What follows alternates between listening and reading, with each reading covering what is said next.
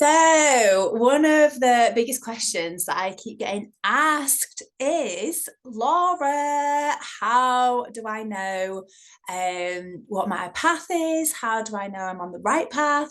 How do I connect with my spirit guides? How do I hear that guidance? And the answer to that is your spirit guides are always around you. You are never alone. They are always, always, always with you and trying to communicate to you in one way or another. Now, if you want guidance to your path, your purpose, your mission, your highest possible timeline, then ask for it. Because remember, we live in a world where free will is a thing, and they can't guide us towards doing anything or interfere too much with us unless we've actually asked them. So just ask them. And how do you ask them? Just say, listen, guys, listen, help me, I'm here. Please, can you help me? I want to make sure that I am doing everything that I came here to do. Please, can you guide me? Please, can you show me some signs? Please, can you show me this specific sign? I want to see this. I want to see it in the next 24 hours. Be specific. Tell them what you want. They're working for you. They're here to support you. So ask them. And then when you get guidance through, it's always quite subtle. So it's about having the eyes to see and having the space in your life to be able to know and recognize. Now, let me tell you a little story, because if Carla's watching this, she will laugh her head off.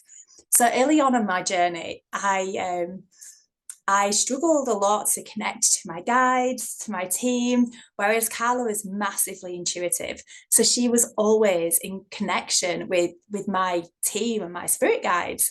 And I would be constantly asking her, what do I need to do? What's my purpose? I know I should be doing something. I know I need to, I just wanted to rush through, right? And just get to that point of doing what I came here to do.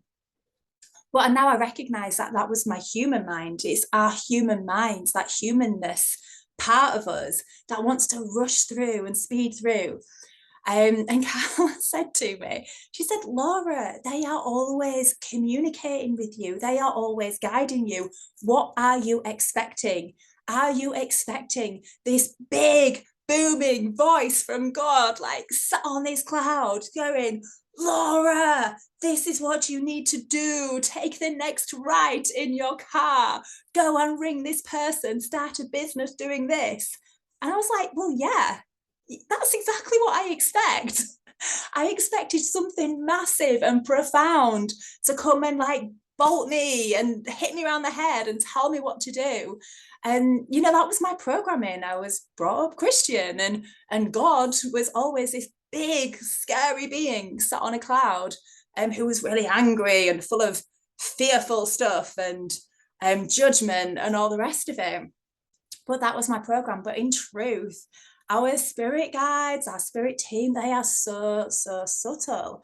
So she'd ask me, what do I notice? What do I see? And numbers has always been a huge, huge, huge thing for me. I would always see repeating numbers. So she'd say, well, do you get a sense of what they might be meaning, what they might be communicating to you? And I'm like, no, I don't know. But she just said, just Google it. Just Google spiritual meaning of and whatever number you're seeing. And I started to do that, and I started to trust that actually every time I saw a repeated number, that was just confirmation that yes, I'm on the right path, and yes, it's okay, and yes, I am doing all of the things that I need to do. And it started off as simple as that. Now, it might not be numbers for you, it could be feathers or seeing birds. Just take notice of what is going on around you. Like, they're always there. They are always communicating. They are always wanting to support us. But it's just about slowing down enough to be able to take notice. Now, if you want to get to the place where you absolutely know that you are picking up on your guidance from your team, from your spirit guides, then the number one thing for you to do is to just slow down, just detach yourself from this matrix, this constant go, go, go, go, go way of life that we are currently living in here on earth. Now, this is what I would, in an ideal world, this is what I would suggest, but this is completely not something that, you know, it might not be realistic for you to do, and there's lots of different reasons for that, and I'll explain why. But what would be a good thing for you to do is look at your diary, right? Look at your schedule for the next week. Look at everything you've planned in that schedule and fuck it all off. Because the truth of the matter is, if you have planned those things into your schedule, that is coming from your human mind. This part of you who feels like it needs to constantly be doing the same things. And if those things in your schedule are exactly the same things from last week and the week before, and they're the things that you're going to be doing next week and the week after and after and after, they are not your higher guidance. They are coming from your mind, this ego part of you, or this subconscious part of you that is running these programs that are integrated in you. And what that is your humanness. That is the part of you that's survived here as your human, which has been amazing. And we're very grateful and very thankful for that. But it is also running these programs based on seeking that validation from doing, seeking that worthiness from doing, seeking that self-value from a place of doing. We feel like we need to do these things in order to feel worthy, to feel valued, to feel like we're validated. And the reason we do those things, to feel those things, is because inside our core, we don't feel worthy inside of ourselves. We feel like we have to do in order to feel worthy. And this is why the healing journey is like, I am obsessed with a fucking healing journey, because it is the answer for everything. Whatever's going on in your life, whatever your problem is, wherever you are, whatever you're doing, the healing journey fixes and heals everything, like without a shadow of a doubt. I am a bit obsessed with it, very obsessed with it. Because once you heal this place of worthiness, right, and knowing that you belong, knowing you are valuable, knowing that you are absolutely fucking everything, and knowing that you can do absolutely nothing and still feel worthy and valuable, and then that ego part of you, that do, keep going part just gets to dissolve eventually, because it's no longer needing that to tick that box, to put that sticky plaster over this wound of unworthiness that we all carry. And we do all carry it. It's literally ingrained in us from the second we're born. Well, probably not the second we're born, but fairly soon after.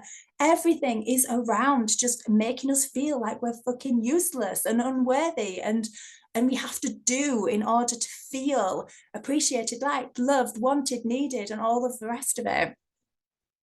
So it's about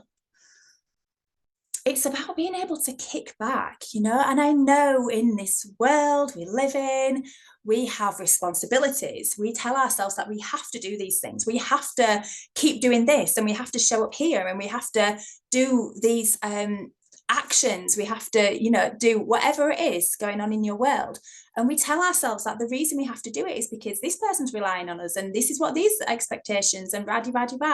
But really peel it all back, and you get to this point where you see and realize that actually on some level it is making you feel worthy. It is making you feel validated. Your mind is trying to convince yourself to do these things to help you to feel validated.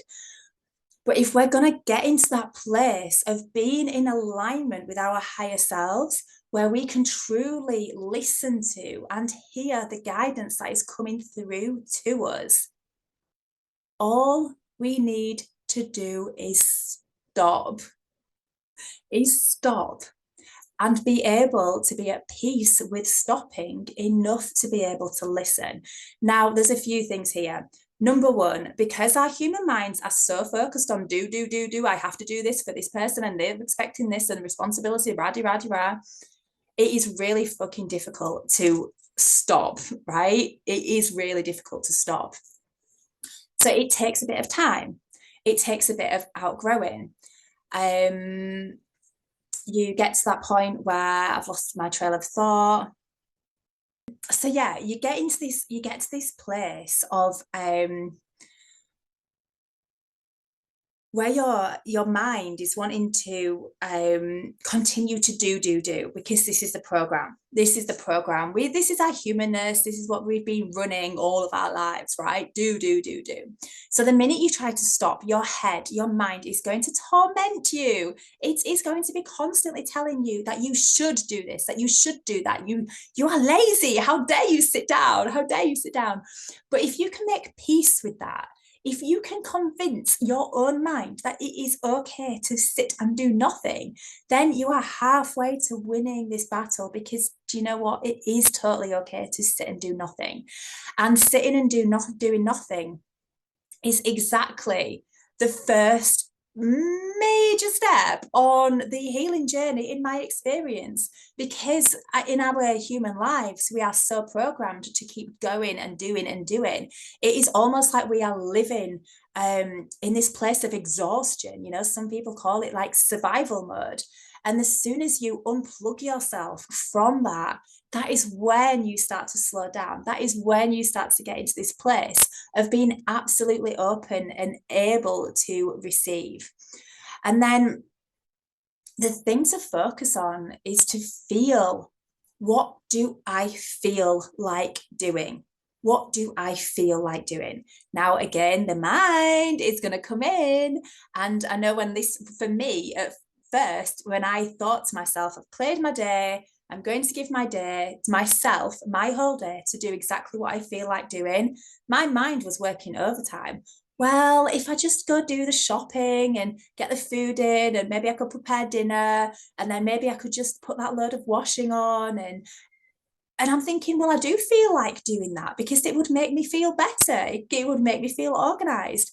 No, that again is the ego trying to trick you into feeling that self-worthiness, that feeling of productivity equals worthiness. Yeah. Can you see how much our minds like literally trick us? Now, the key to this is being able to tune into how we feel. How we feel. When was the last time you said to yourself, what do I feel like doing? And it's not coming from a place of I should be doing this, or it's it makes sense for me to be productive by doing this, but actually feeling it and just breathe into your heart and sit with it. And it might take a few days to be able to really start to feel what is going on in your body. But when you get to that point of thinking, what do I feel like doing? Do it. And again, that might be going for a walk, that might be sitting on the sofa doing nothing, that might be going back to bed and going to sleep. That is totally fine. As soon as you start unplugging and rewinding and getting out of your head, that is when you start to see more and more signs from your guides. That is when they can drop in the clues.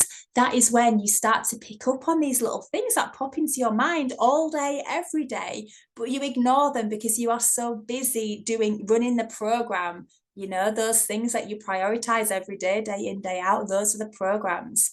But as soon as we unplug from that and realize that those programs are not actually important, what is important is that we slow down enough in order to be able to listen. So I want to share a little story with you, just to illustrate illustrate what I've just said. So this week, today is Saturday, this week I had the opportunity to go traveling with a friend for the weekend.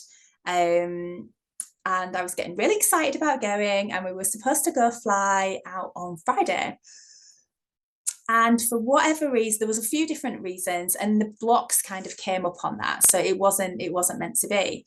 But I had this thing in my mind about traveling. I was really excited about going away, hopefully getting some sun. And the idea of traveling alone for me terrifies me. Well, not terrifies me, scares me a little bit because I've never done it before. I've never been on my own traveling.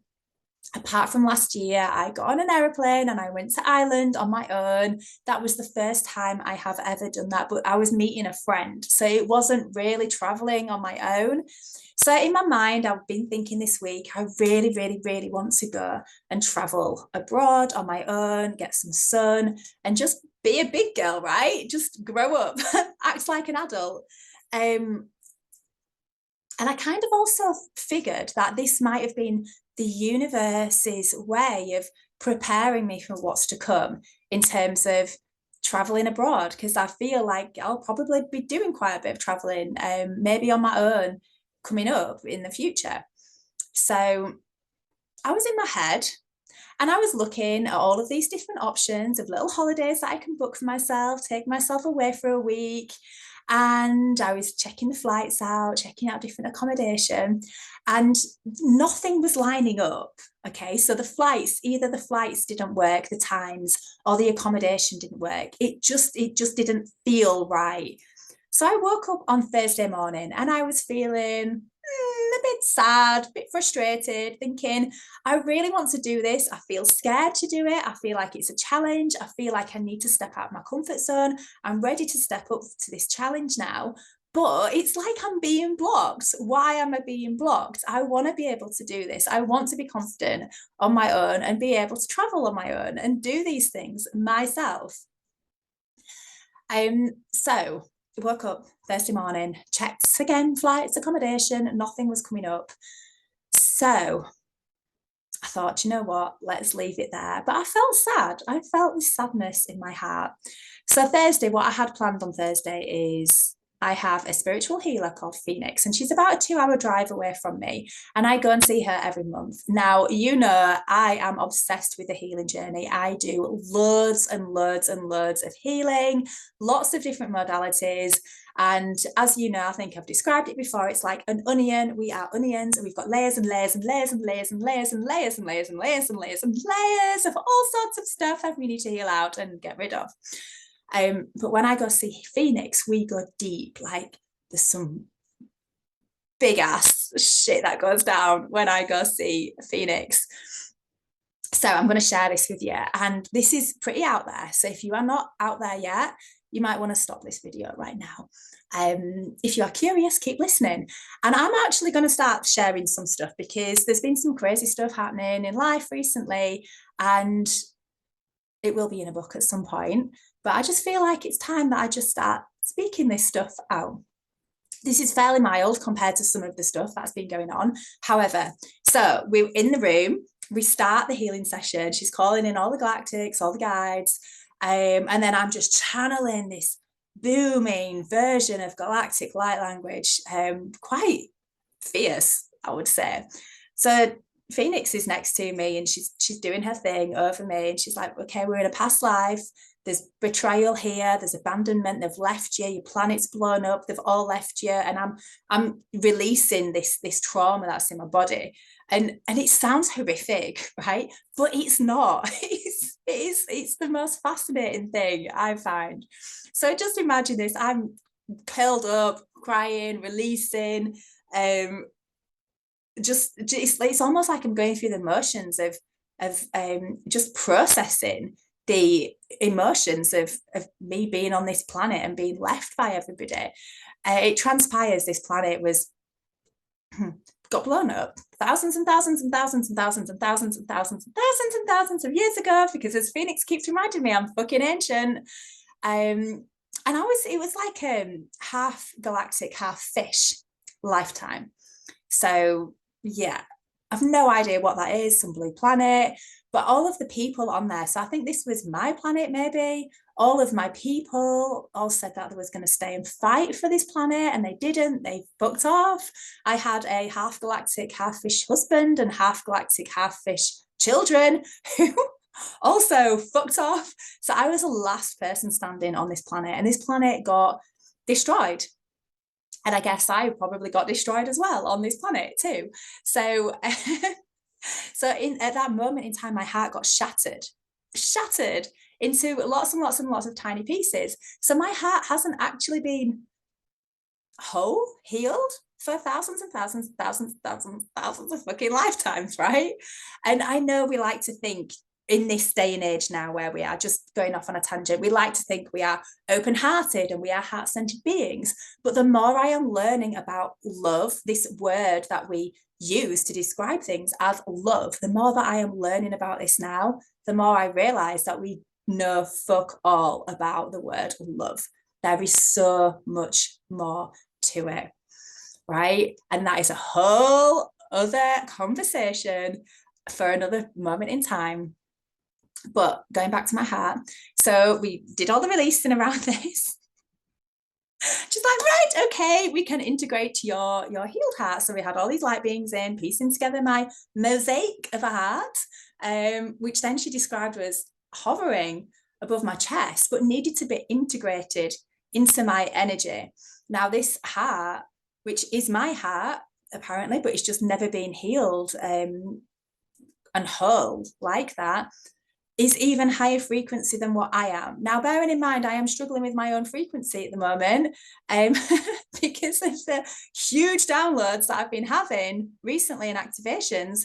We needed to try and be to integrate this new energetic heart into my energy field, which took some time. But anyway, we did it. The reason why I'm telling you all this, I am sharing this because she did say to me, this is going to leave me completely and utterly fucked for a few days. That I cannot be in the sun for at least a week because the sun will activate it even more, and I need to just focus on integrating this new energy into my energetic field. So in that moment, I was like, oh, that's why the universe blocked my holiday. That's why I'm not supposed to be going anywhere just yet, because I need to integrate this heart, and apparently I'm going to be fucked. And yesterday, I literally spent the whole day I was awake for about an hour, sleeping for 2 hours, awake for an hour, sleeping for 2 hours. And this is the thing, when we are on this healing journey, we have got to just surrender everything. And if we've got our lives planned out, doing, we are not allowing that space for the healing, for the activations, for the integrations. And even though right now I am feeling fine and I'm here and I'm talking to you guys, in 20 minutes time I might be absolutely crashed out again. But this is it, when you surrender to the divine, to surrender to what they want us to do. And I feel strongly, because I had this download to do this video last night, and then my my friend messaged me about an hour ago with something very similar. I was like, okay, thank you guys, thank you, I will do this video right now. So I just wanted to leave you with that. I just wanted to say, if you want to hear from your guides, if you want guidance, if you want clarity, if you want to know if you are on the right path, number one job for you to do, first of all, ask your guides to guide you. Number two, slow down. Slow down, get out of that head that is telling you to do. This is important, prioritize this. If it's something you did last week and it's something you're going to do next week, that's all from your human mind. That is not important. That is you humaning. Yeah, if you want to evolve into who you are supposed to be, you need to cut back on the humaning and start just being. And when you are being, then they can drop things in, and then don't question it. When your friend rings you up and says something to you and you go, that's a coincidence, because I just saw something that was very similar. It's not a coincidence. That's from your guides. When something catches your attention, that's not a coincidence. That is your guides trying to communicate to you. Yeah. So don't question things. Just trust it. If you open YouTube and you randomly see something, it's not random. It's your guides. So everything that's going on around you is for a reason. Okay. So it's just about coming out of that place where you need somebody to put you on the right path and need somebody to tell you. Like I was asking my friend Carla, what do they want me to do? Please tell me what they want me to do. No, it's all inside of me and it's all inside of you as well. So just start trusting yourself, slowing down, giving yourself that time and that space to really just be, just be and just listen. And the slightest little inkling of something that comes your way, just know and trust that is the start of things to come. So I hope that's been useful. And thank you very much for watching. I'll put my links to everything, all of my links somewhere on this video. And it'd be amazing if you found this useful. If you do want to share it, if you do want to subscribe, that would be amazing too. Have a beautiful day, everyone.